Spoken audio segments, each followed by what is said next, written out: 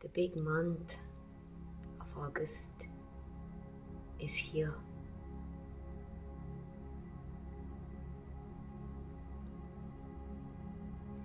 At the level of the annual cycle and the flow of nature, this time of the year, it's an August fall, especially in the northern hemisphere. It's like vividly.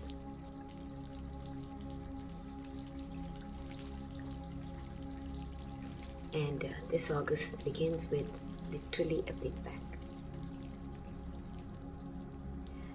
August 4th is the new moon. And the new moon, post the new moon, the waxing phase till the full moon, which is the Shravana Poornima. It's going to be there on the August 19th. I'm going to kind of cover that in this video. And is pivotal into what we bring into light.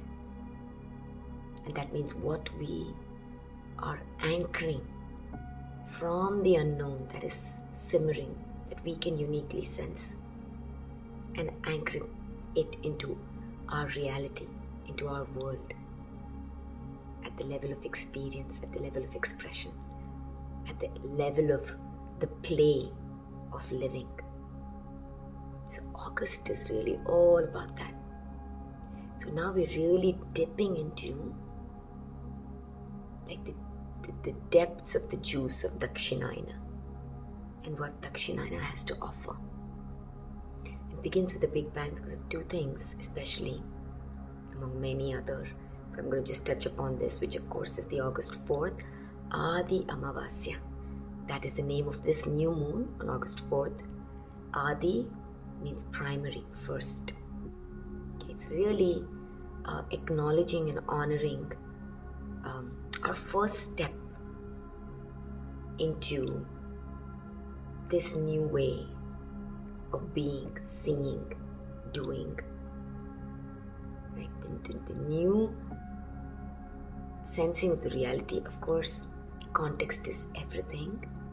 I want to think that if this is the first video that you're watching, I highly recommend watching the previous two. I think there are two parts to this Dakshinayana series, because that'll kind of set the foundational context, which is very key. And because we are exploring here at the level of duality. As long as the body appears, at this level of play, we are still playing at the level of the dual. That sense, right? There's a body that is separate in the world and all of that, right? Even though we are already awakened. So it's very important to kind of hold the paradox. Conscious Dwapar Yuga, or more accurately Treta Yuga, is about holding the paradox, right? Which is first and foremost that we are consciousness, and this invites us to be aware. That's our true nature, self-aware, right? And of course, when we open our eyes, our experience is still happening at the level of the body, right? The body is moving in time. We are exploring this at the level of duality, Dakshinayana. At the level of the body, we're sensing nature. So this video series is all about that aspect of our relative play, right? It's the ability to hold the paradox. And of course, the one who experiences this only at the level of the paradox is the one that is living the paradox, is the paradox as the separate self, right? But when we are conscious Dwapar Yuga, or even later, we call it the Treta Yuga, that we've awakened, it is the internal state is our fifth dimensional state, which is energy. We know that we are non-dual, right? We're awakened. And that, of course, is the eternal stance and the place to stand. The non-practice, because Dakshinayana is the time for sadhana, non-practice, I am. Then, of course, none of this really, this is simply play, right? That we are celebrating the flow of nature, that which we are at the level of Dwapar Yuga, as appearing as two. But if we really, the direct path, know thy nature, right, is simply to be aware here, now, I am awareness. That's always there, and that's the space. Where does the paradox really dissolve into the bindu point? So we say, which is just being out of linear time, right? That which I am, within which. So the beauty of this way of exploration really is that our primary stance is that I'm awareness, and everything that happens at the level of linearity, at the level of concepts, is happening within me. Right? But our primary stand is at the level of the context, which is I already am the still space that allows. So it's all allowing for what comes in and what leaves, what cycles come in and what cycles leave. Right? So this is very key, that this is the foundational stance. So with that now, we're playing, adoring, exploring the beauty of the flow of nature at the level of Dwapara Yuga. Right? And how nature at Dwapara Yuga splits itself into two. And everything appears at the level of duality for us to play this game. All that is the one, or that is the non-dual, as pure consciousness, right? We cannot really name about that which we are. It has no attributes, right? So everything we as Shiva, when we say pure consciousness, appears through and as the mind, right? That allows for experience, states of being, realities. And that is nature. So depending on the vibratory nature of the mind, that particular nature is experienced. And that is why mind is pure experiencing. Reality is an experience. That is why the world that we live is something that is experienced, that arises from within.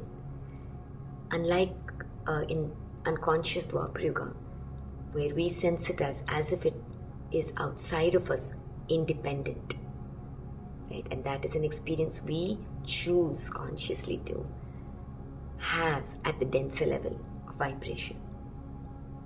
So August, big month. So two things that's coming up was, one is this Adi Amavasya, also called as the Shravana Amavasya. And it's August 4th is also when Mercury goes into retrograde, right? And it's almost there for all of August till 28th. We'll go into that. So being called first to just take a minute, taking our attention to the breath, and fully coming into the body.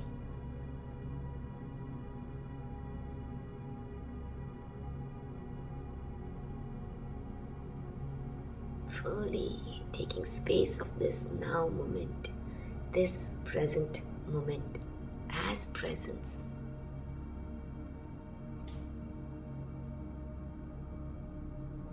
Sensing this, I am aware.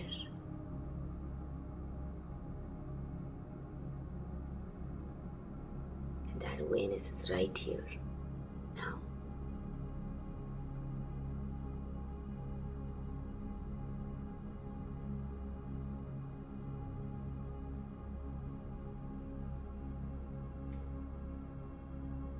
Allowing the breath to deepen into the womb.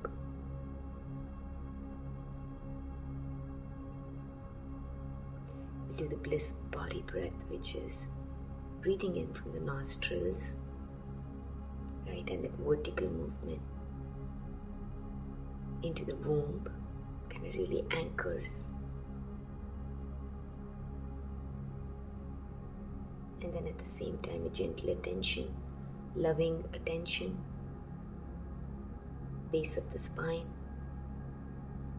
Whether we can sense it in this moment or not, the delight of the energy that is moving from the root chakra, hips supported by Mother Earth, energy moving actually from the center of the earth, Mother Earth's heart, up along the root chakra, upwards.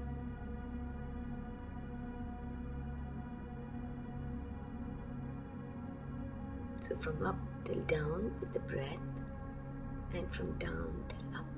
This is the paradox.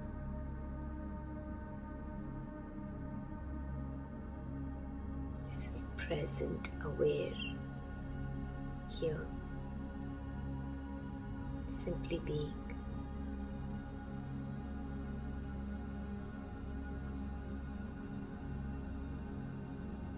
Sensing the presence extending even from beyond the edges of the body that we sense as our physical body. Belly soft, loose, open, falling out, receptive.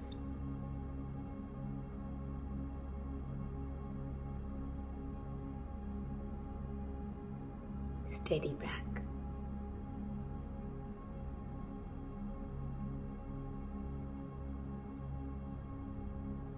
And just staying here as this listening space, as we allow for the field to bring forth whatever is desiring to be birthed, to be seen, to be resonated with and as.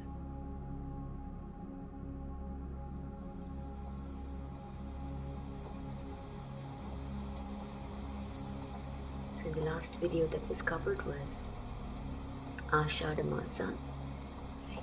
As the feminine, as the waters flow, probably we see some showers, all of that has moved us now into a time of Shravana that has begun. The Shravana Masa, as we call it in India, is from end of July till about end of August. Definitely all of August is all about Shravana. And this energy that is the Shravana is a powerful energy that is presence awareness itself. So one way, the picture that's coming through is we can see that the Ashada month, which is the feminine, which is the waters, right, is like pouring down and cleanses the lens, the conditioned lens of the mind that is dancing at a certain vibratory nature. And so we can see more clearly. As consciousness, my nature is clarity itself. But at the level of mind, I'm playing, right? That allows for the experience of as if coming into more awareness, as if coming into more clarity, higher perception. And everything is born from that.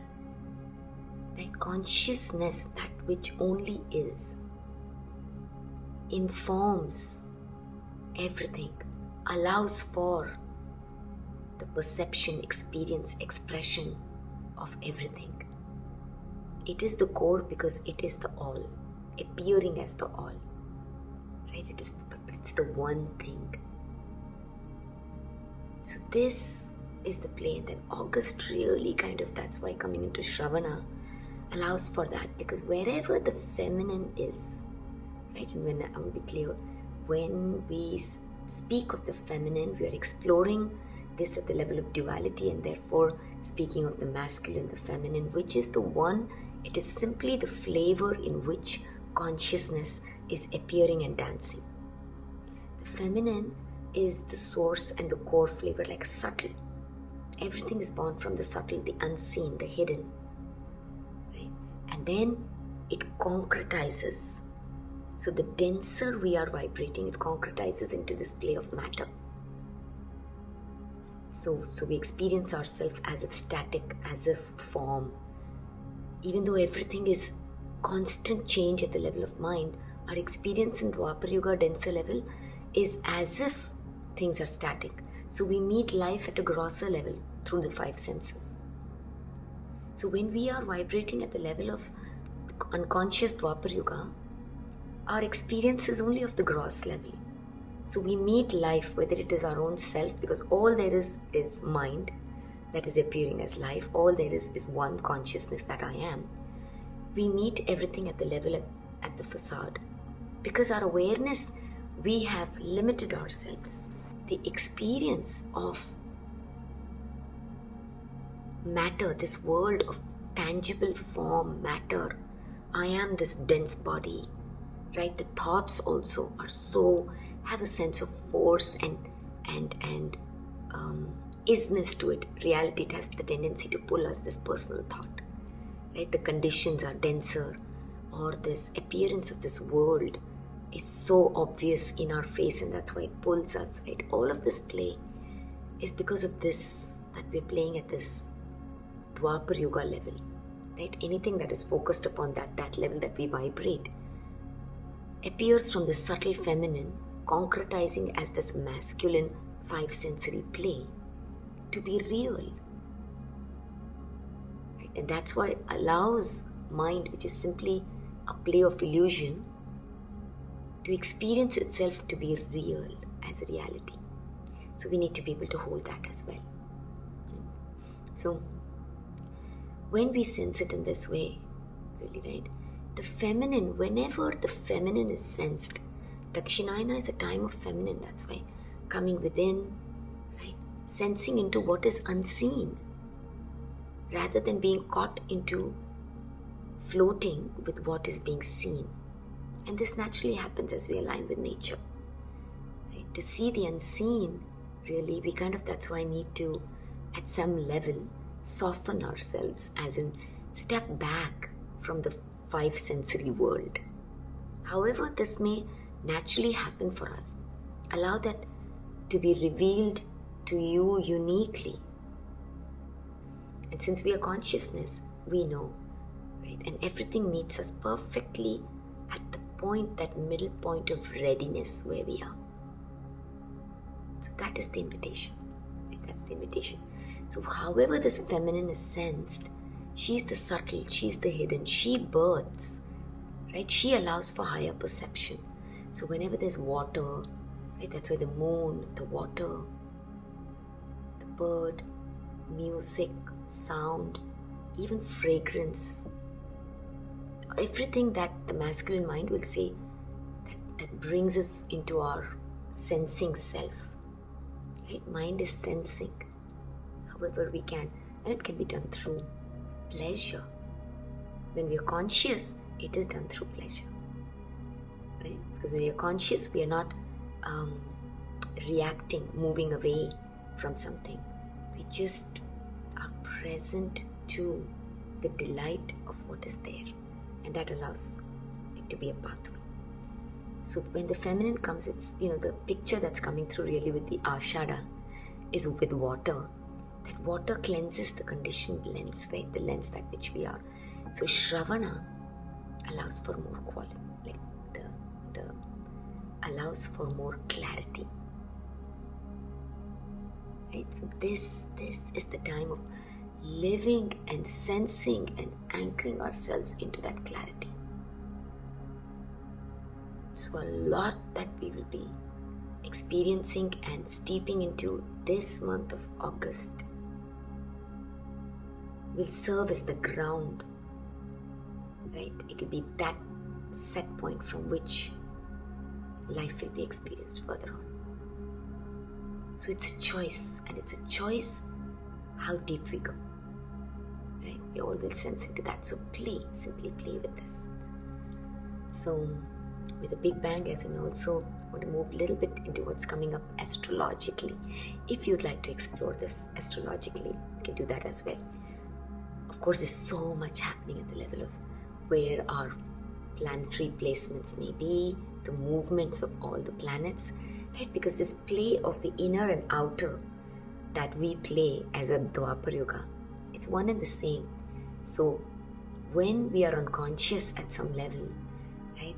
The planets and the movements of planets, that's the science of Jyotish, right? Vedic astrology, even tropical astrology. We can sense, and we look at the planets and sense into what is available for us, right? And that's the plane. I've covered a lot of that in my Kali video as well. We'll see actually how till Saturn, it's our experience as the third density experience that we know, time, space, reality. where we are completely identified only at the level of the body.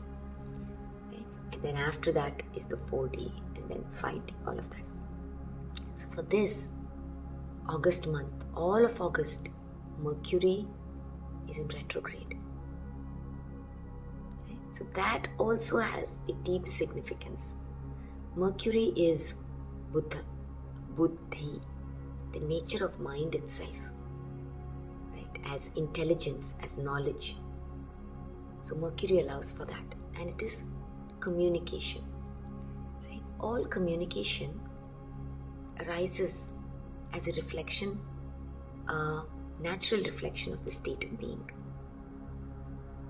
Right? So when Mercury is in retrograde, in the way that we may word it and experience it when we are identified as the personal self. What is the personal self, right? When we are as a personal self, we have our own agenda. We have our own outcome and we are running towards that. We are living our own conditions, running towards that. So when we are in full movement of whatever outcome it is or whatever our goal is, we are moving towards that. When Mercury retrograde happens, it can be experienced, and that's why the personal will kind of name it as malfunction.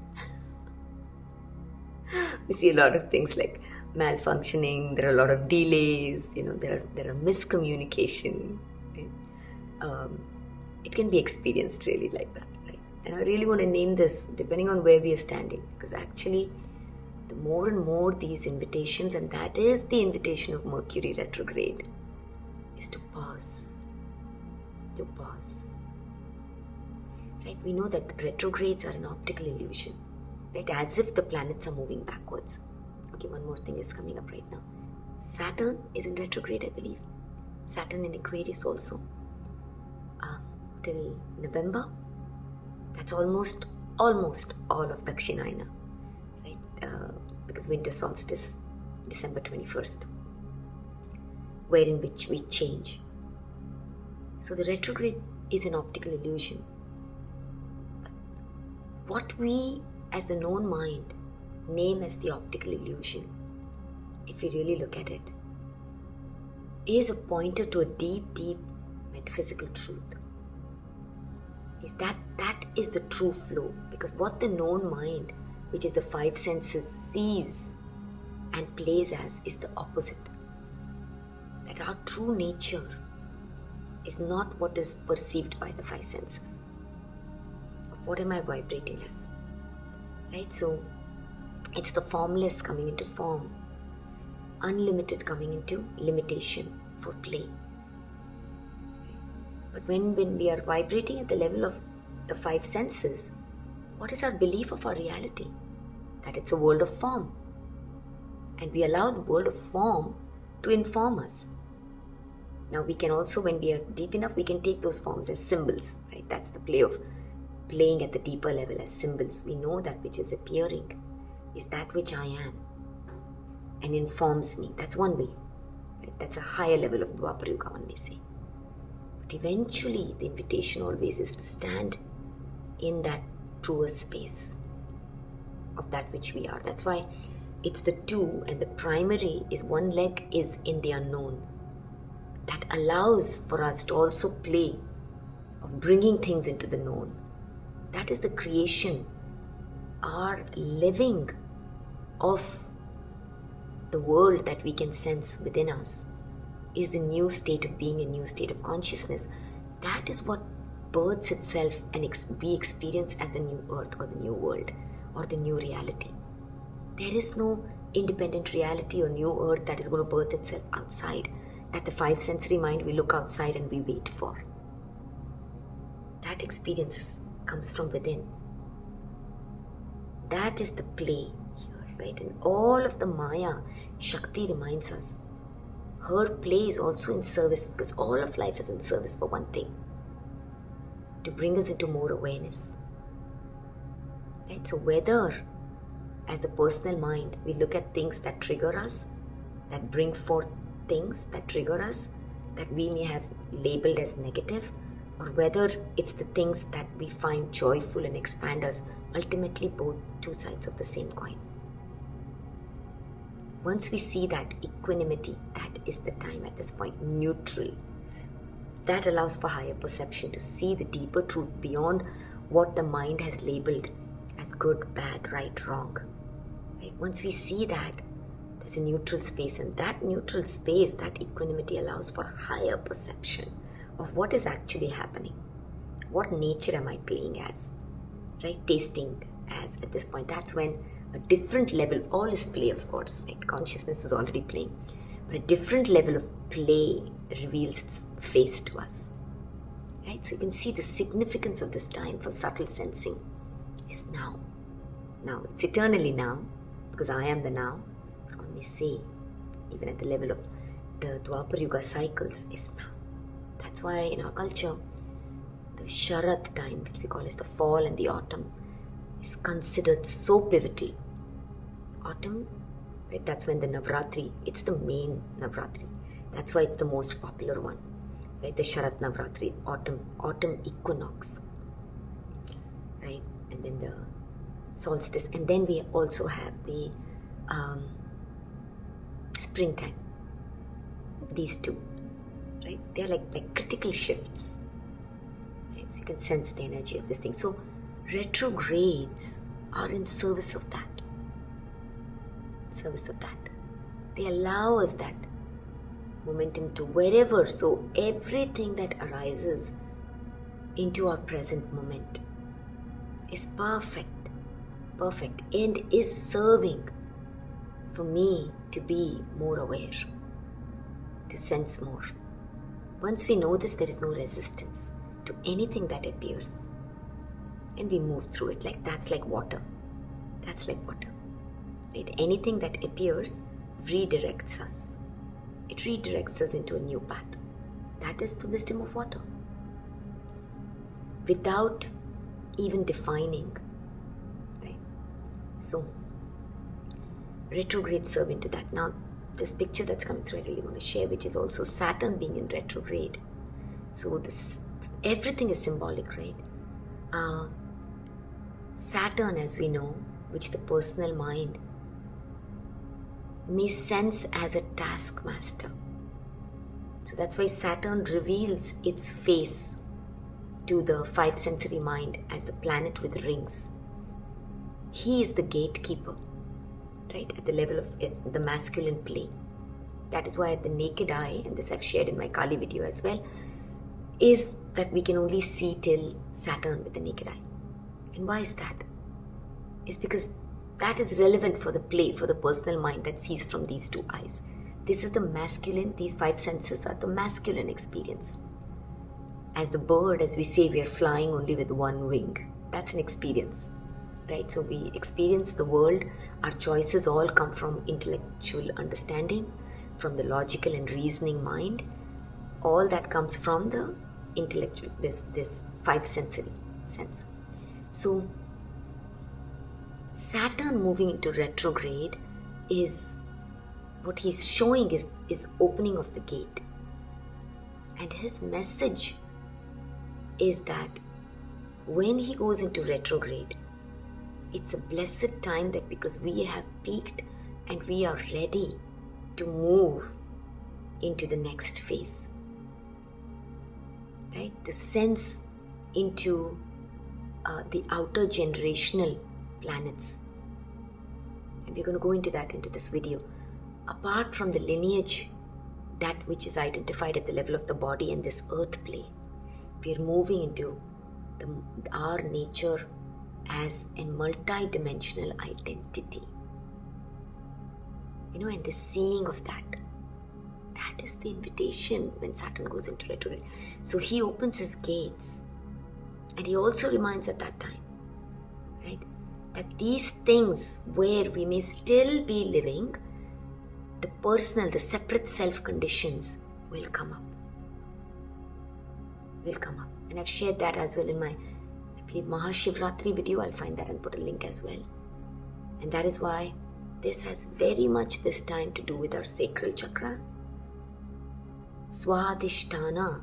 The meaning of Swadhisthana is Swa, the self, Dhisthana, the seat of the self. the seat of the soul, as the waters clear and the self now changes from the personal self into as awareness, all these conditions come up. And that is to be seen.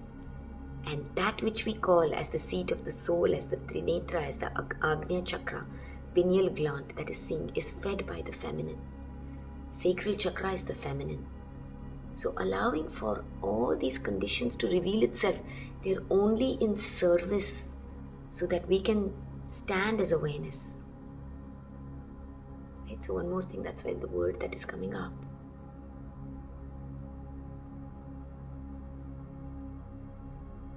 Sakshi Bhava. Such a beautiful word, Sakshi. We are Sakshi Bhava. The nature of the true self is Sakshi. There's a softness to that word as well, right? When it's integrated. I'm going to go into that a little bit here. Bhava, which I've shared before, is the word in Sanskrit for emotion. Right? As mind, as the energetic aspect of mind, we are emotion. That's why mind as reality is a deeply experiential thing. It's not, when we take non-duality as concepts, it's all about standing far away, detached. It translates as that many times, and that is required, of course. Everything is perfect for wherever our understanding is. But the nature of mind is deeply intimate. It's an energetic thing. That is what Shakti reminds us. You cannot keep me apart from you, because all the play of isness that is happening, whether we think we are the personal self or we are awakened now as awareness, if there is isness, it is mind, and mind is Shakti. The ability to be is my play. It's deeply feminine. And the nature of the feminine is intimacy. Intimacy. That is why this new moon and its energy beyond this as well is in the Ashalesha Nakshatra. The Ashalesha Nakshatra is the snake star, Hydra. We'll go into that a little bit. It's called as the clinging star. It's called as the star of embrace. Deeply intimate. It's a sexual energy. It's all about Kundalini. So the mind is all about that. So Sakshi Bhava, Bha, Bha, upper lip, lower lip coming together.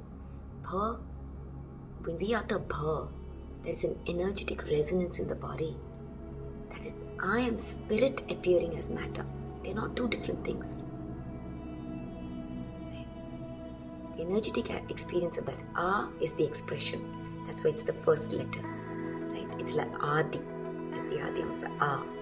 And then Va is for the element of air, right? The fluid aspect of it. So as emotions, when we sense ourselves as energy, consciousness, as Maya at the level of Shakti, she reminds that I'm constantly fluid. Where would we like to flow?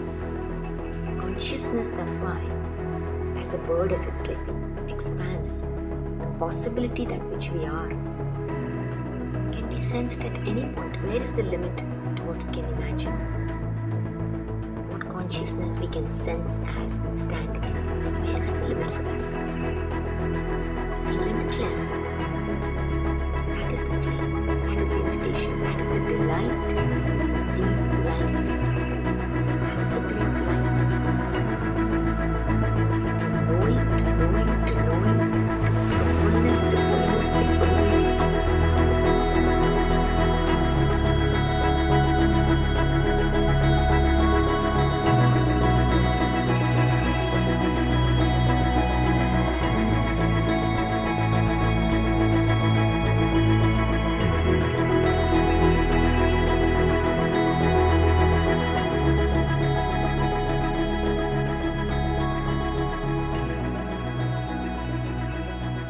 Perspective, that's why we say to be or think about what is unconscious and everything is an illusion.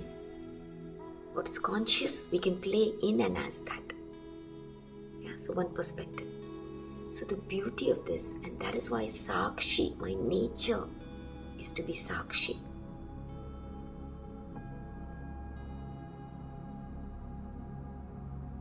This is to witness. Sakshi means the witnessing bhava.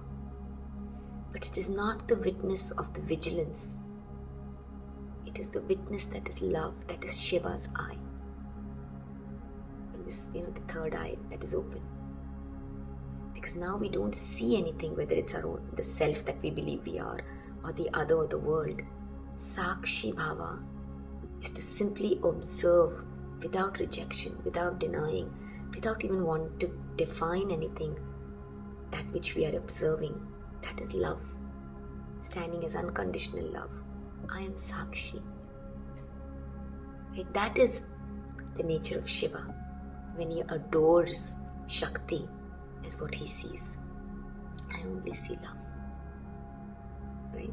Shiva can dance the joy of this life through and as the mind only by becoming Shakti, through the feminine. That is this time. So that's it. That is the invitation. That is what Saturn reminds us when he opens his gates. Sakshi Bhava. All is love. And we move into the outer generation, right? The fourth density, that fourth dimension that we are living right now is the awakened self, I am awareness. Where we still, if you're in the body, we are still here to experience the delight of living embodied divinity. Right? That's the invitation, embodied divinity. So when we're looking at that, what are we living as? As love. We know that all of reality arises from that which I am. Whether the I am is sensed at the level of the body, or whether the I am is sensed at the level of the awareness, I am everything. All is spontaneous as a fountain arising of rasa that comes into light as ojas. I am love, I am love, I am love, I am love. That is the joy. That is the invitation. So with Saturn being in retrograde as well, when he opens the gate, when the Swadhisthana, the sacral chakra, brings forth conditions, where am I standing to see that? My identity as the personal self, and again a reminder, especially if this is one of the first videos, this is one of all the foundational seeking tenets. There is only one divine self playing. There is nothing else apart from consciousness. So whenever these things are stated, it does not mean that what we've experienced before is wrong. No, it's not. That allows for that experience. We are here as all conditions. But if you're hearing this, if you're watching this video even till this point, it is not because you have to become that. It is because you already are that. What comes in our five senses can only arise to be seen once the mind is vibrating at the deeper level. That is why you're here. So that's why it's the celebration of this, that which I already am. It is not an invitation to become. So when we stand as awareness, whatever then comes up, right, that may feel at the level of the body uncomfortable, triggering, we can see with and as love. That is the old state, right? And then we can just allow it to be. That is Sakshi Bhava. What is Sakshi? It's love. What is the nature of love? Nature of love ultimately is clarity. To know what do I play as, right? The direct path. That is why love is the path. I am. Love is the way. Love is the answer. So now as we stand as that Sakshi Bhava, we allow for everything. And the natural seeing from the third eye is seen. Right? These two eyes, when we only see as that, is the unconscious Dwapara Yuga. We are playing at the level of form. So everything, the separate self stands in contradiction, splitting itself. So everything appears as two. Is it this way or that way? Is it up or down? Is it failure or success? Is it good or bad? Is it right or wrong? So the five sensory mind sees. This is dissolving of the paradox. They're both two sides. So even though it might appear as such, I stand as both, and that means I stand in the middle. That is the invitation. The third eye is open. Even if I'm playing at the level of the two eyes, I appear as the body. This whole play as day and night, Uttarayana, Dakshinayana, I explore and dance as this. The truth of that which I am, the unnameable truth is the seeing as the one. That is the Trinitra, the third eye. I now vibrate as the Treta Yuga paradigm shift. That is why when we awaken as the soul, this is the third eye opening. There is no yes, no, this, that. We don't dance at the level of success, failure, more, less.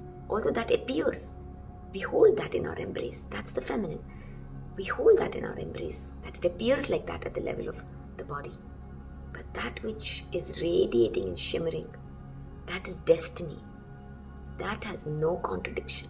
There is no opposite to that. Its soul lives as a yes, and that is living at the subtle body. We are anchoring ourselves, recognizing at the subconscious level, the deeper aspect of subconscious.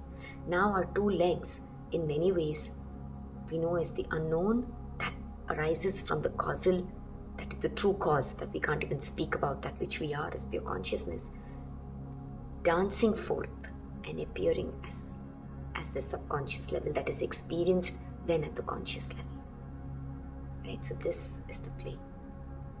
As you can sense, the absolute exciting times at the edge where we are standing right now. Everything, every present moment is an unfolding of that. That is the invitation of this time. That is the invitation. So Saturn reminds us in retrograde, that's why. Very, very important. This now, mind at the relative level, and this is coming up. Everything that comes up, just say, nothing is a random coincidence like the five sensory mind thinks. Everything is pure perfection. If we hear anything, if we see anything, it's not random. It's there symbolically because it's in service. Whoever needed to hear this. For the mind, if we look at it, the play of the mind will always is a playground. Whether the playground is this small as a personal self or larger at the level of soul or the oversoul, whatever names we may give it or however it's experienced. It is an arena, it is kshetra, right? It has a boundary to it. It's not the boundary as a concept, the way the personal mind thinks of it. It is a living boundary. And this is not a boundary to other. That is how the personal self kind of may define it. This boundary arises in the moment, which is a celebration of the playground that I am. Right? That anchoring is required. Limitation is not a constriction the way that it is experienced as the unconscious personal self. We realize that as consciousness which has nothing to it, it is so subtle, there's no words for it really in that sense, right? When we become the mind as Shakti, we as Shiva appear as Shakti. Shakti has to limit herself as mind because that allows for us to concretize, to experience. Experience needs a certain level of tangibility, whether it is at the level of matter or even at the level of soul, subconscious. There is an isness to it. So limitation allows for that.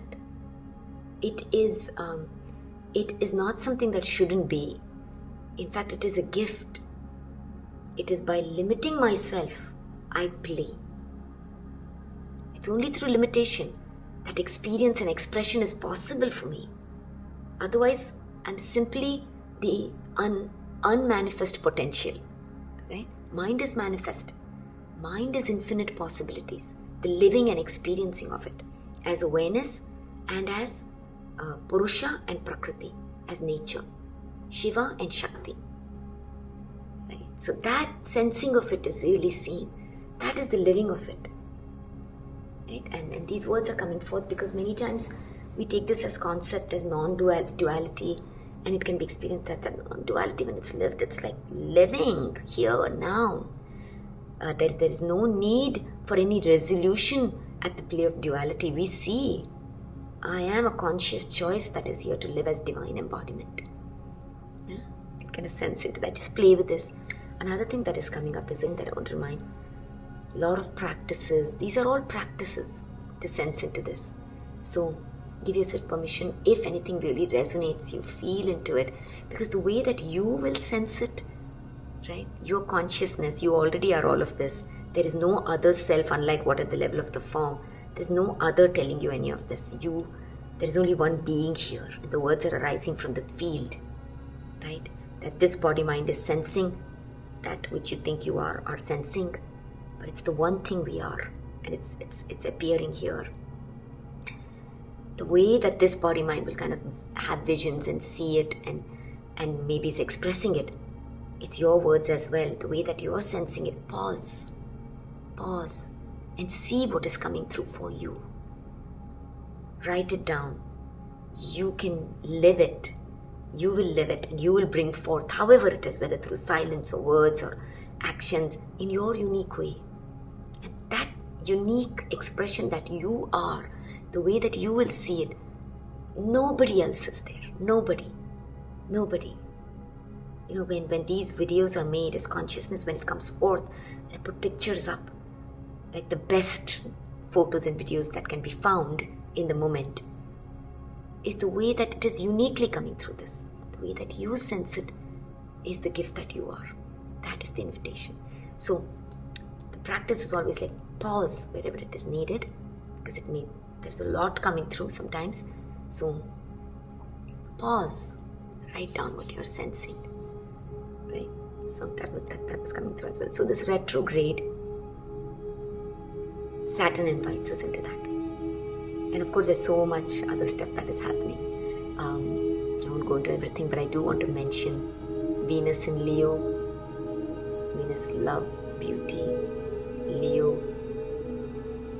the 8-8 portal, Lionsgate portal. I'm going to make a different video about that for sure, because this is going to be so long otherwise. The richness of that really coming through. Again in August, right? Right, that's coming through the number 8 as the infinity sign. So, Saturn, if you look at Jupiter in Taurus, Jupiter is Prajapati. It is the Guru Tattva, right? That's why we began this phase with the Guru Poornima in July, right? The full moon really is that Tattva. And if we look at it at the level of the planets, we know that the Jupiter's gravitational pull takes in all the asteroids, all that might come towards Earth and move her off her orbit. The true Guru Tattva is the one, that's why, that allows for the disciple, if we look at Earth as a disciple, to live its course, allow her to grow in the way that she's grown, while he holds, right, whatever that might come that might move her from her orbit into himself. Right, that's the Guru Tattva. That's what's coming up with Guru speaking here as Jupiter. I take within me all that, and I stand for the allowing.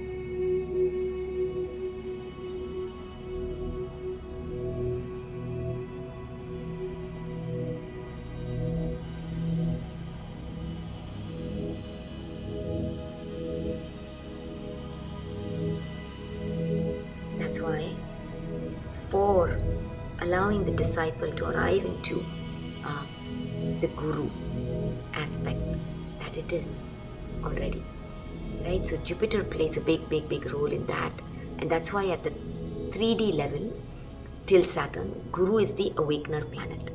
After that, of course, Uranus, that we know. Oh my God, unpredictable Uranian energy, innovative, right? But till then, in this realm, if you look at it, it is the Jupiter, right? So Jupiter right now, all expands. It's all about expansion, abundance, wisdom, right? We know that. So if Jupiter is that, then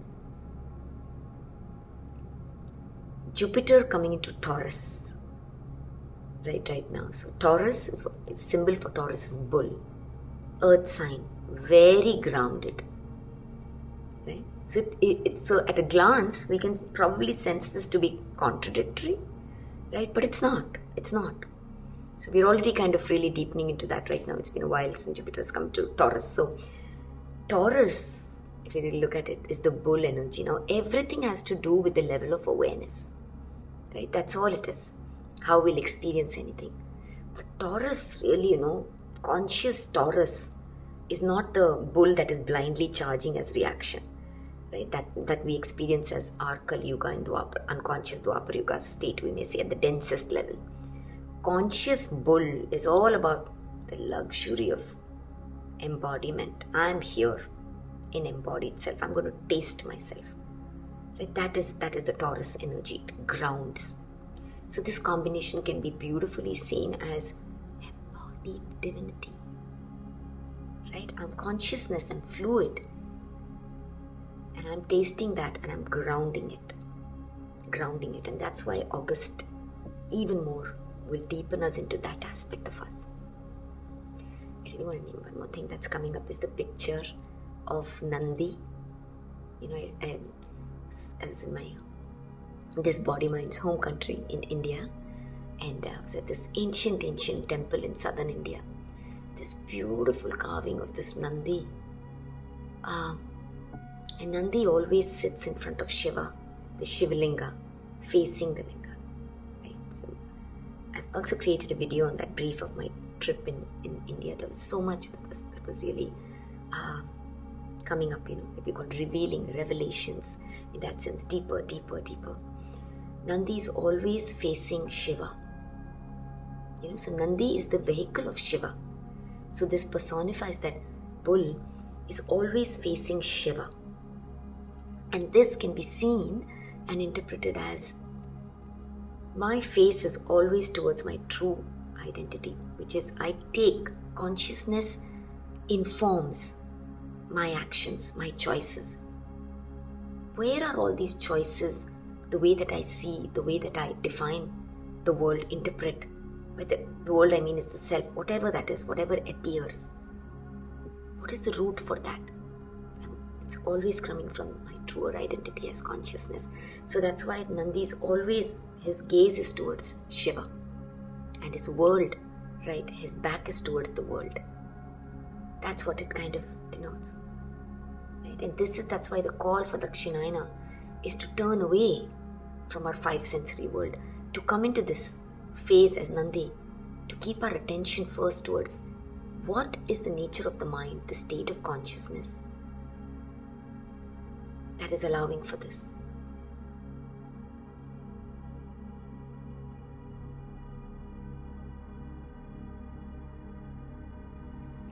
Right? What is the state of consciousness, the nature of mind that is informing? Yeah, that is what is coming up. So Nandi faces Shiva and the back is always towards the world. The tail is towards the world. So there is, when consciousness opened itself into the two wings, it also opened itself as the chakra, the play of chakra from crown chakra till root chakra. So there is a lot of wisdom in the head and in the tail.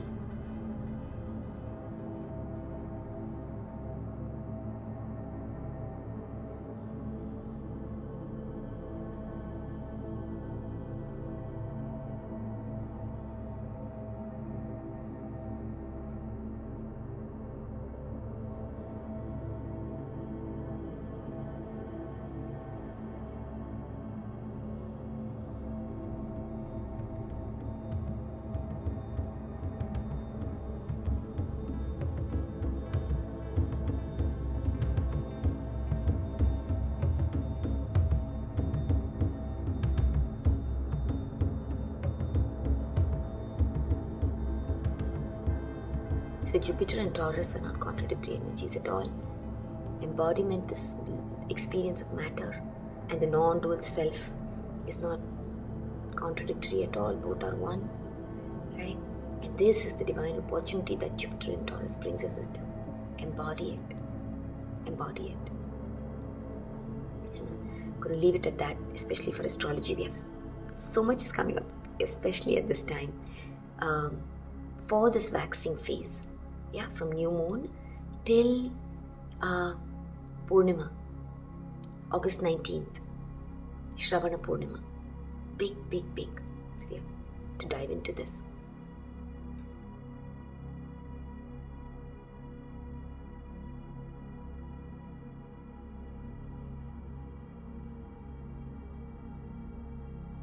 The new moon. this new moon in our culture, especially in southern India, where we have the Tamil people, the Telugu people. These are old civilizations. The new moon on August 4th, that is there just today, making the video really, that's coming through, is Adi Amavasya, Shravana Amavasya. So Adi, gonna dive into, is like the first. It's big, especially in southern India, right? The new moon. So there are rituals. It's called a Tarpanam. So Tarpanam, Adi Amavasya, we do Tarpanam. And this theme is the theme that we'll see throughout Dakshinayana. We'll kind of dive into that. And it is the theme of acknowledging, honoring, celebrating our ancestor lineage. And that begins now with Adi Amavasya. It is the first step. What is the meaning of Adi? Let's sense into that. A, the first letter, right? The. If you look at these words, right, because the first manifestation as mind, I as consciousness, as mind, the first manifestation is sound, Om, breath. And that is why the breath is called as pranava. Om is called as pranava. The first letter of Om is A. From this perspective, it's divine expression, the projection of consciousness as manifest mind. Yeah, A. So Adi. So when we look at the, which is so close to the ta, and I always share about the ta, tathastu. The word ta, when we bring the tongue to the upper palate behind the teeth, that is closing of the circuit. That's why when we meditate or we do asanas or certain kind of breath practices, the tongue behind, that's the natural resting place. Whatever we are vibrating as, when that tongue is placed behind the teeth and the upper palate, that is completion.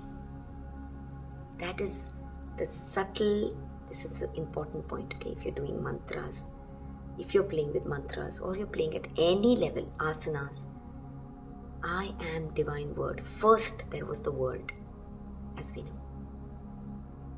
And this is all tantra. Body is tantra. When we are identified at the level of the body, body becomes the tantra. That is the yoga, that's the pathway. Right? When we awaken as awareness, we see the whole tantra as this manifest self, as the world that is appearing. That includes the body as well.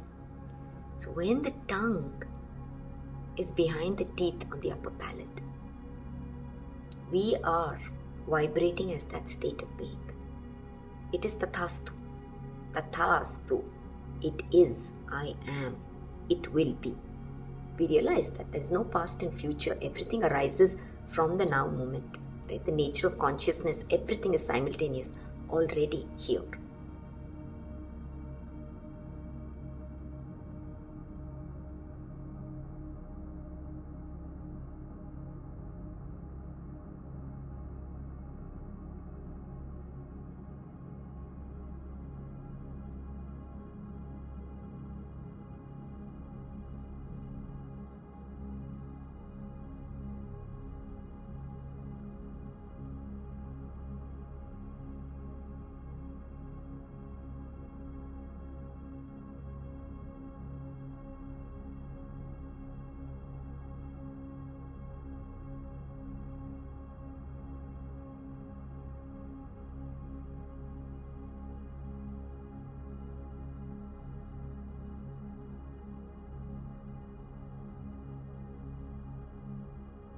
So that tongue there, that is the ta. So these flavors of ta, the, have that masculine ability. These are masculine. It concretizes. It brings into manifest. That's why the beauty of the dance of the feminine and the masculine. The feminine, she's the flow, right? And the masculine is that aspect of consciousness that hardens. So if she's the river, it's the banks of the river. If she's the lake, it's like the shores, right? That is how she experiences herself into form. This dance, right? It's within us itself. And as we come into integration, we are able to play with that, with another or with the world. But the core of it, everything is within. When that comes into balance, that is what we will experience on the outside. So this invitation of the Adi, so the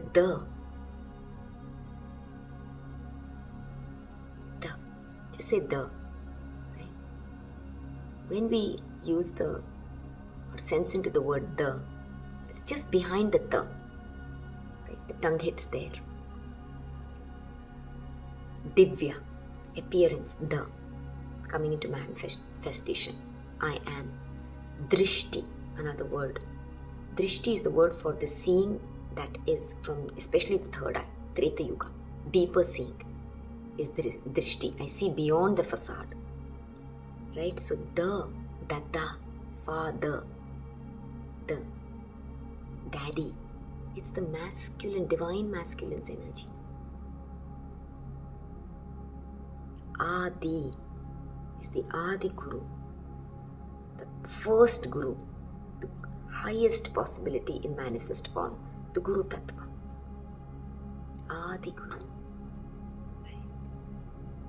Whether we experience it as a form outside of us that appears, or we sense it at the level of planets, or as nature that we see outside as the vegetation, or it is that sensing of that tattva that is living within us that we might sense. It's all one. It's all one. I am life. Life is my Guru.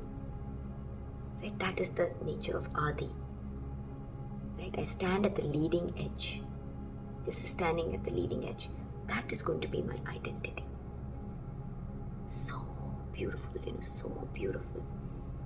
And E, I want to share about this. The E that is coming up is, E is the sound of the feminine. Okay? And in Sanskrit, like in Hindi, in the Devanagari script, if you really see, the E, the symbol of the E is also so cute. It's like that. It's like the snake, the feminine. I'm fluid. Right? The Kundalini energy. That is the E. So when we say Adi, it is as if we're standing as the masculine, right? And saying, I'm first. But acknowledging that which I appear as arises from the E. That is the feminine. And that is why in ancient language, there is a lot of language where E was placed first. And if I want to connect it to the nadis, the feminine nadi that is arising, right? It's everything is connected to the body. Ida. Ida is the opposite of Adi. E. E is the arising of the feminine energy. That is what I am first. Right? So we say Ida. Adi and Ida are two ways of pointing to the same thing. Ida. From the E I arise and express myself as the divine word. That is the significance of where we are right now, even at the level of the body. Adi Amavasya is the dark light, right? Because at the level of light, at the level of the Dwapar Yuga, which plays at the level of light, that is my nature. Dark Amavasya, New Moon, Adi Amavasya. It's so beautiful. That is the thing of Adi. And it's celebrated that I take my first step from here.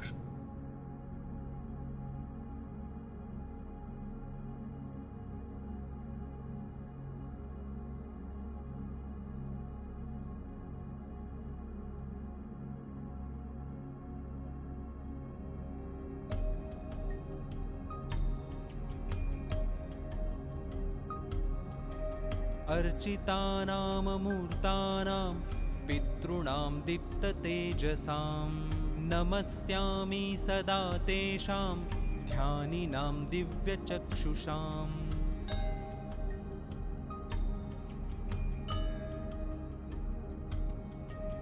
इन्द्रादीनां च नेतारो दक्षमारीचयोस्तथा सप्तर्षीणां तथान्येषां तान् नमस्यामि कामदाम्. Adi Amavasya, the Tarpanam, the rituals, were all offered for the Dwapar Yuga mind. And that's why these rituals, are done by a body of water. When we are in touch with water, at the subtlest level, you'll also see that colors, just sensing the blue color of the sky. Blue is consciousness resonating at a higher level. It's the subtle body. It's the higher energetic level, the celestial level.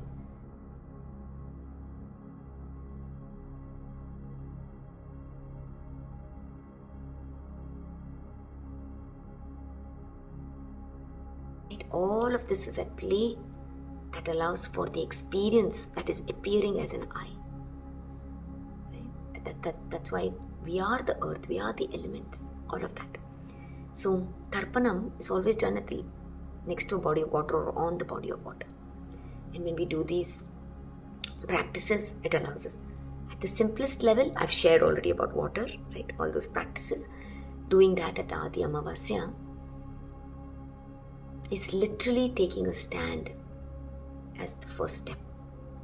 And what is the significance of these rituals, of significance of the energy that is moving from this new moon and coming into light, is acknowledging and honoring our ancestral lineage. And that is going to be the theme for Dakshinayana.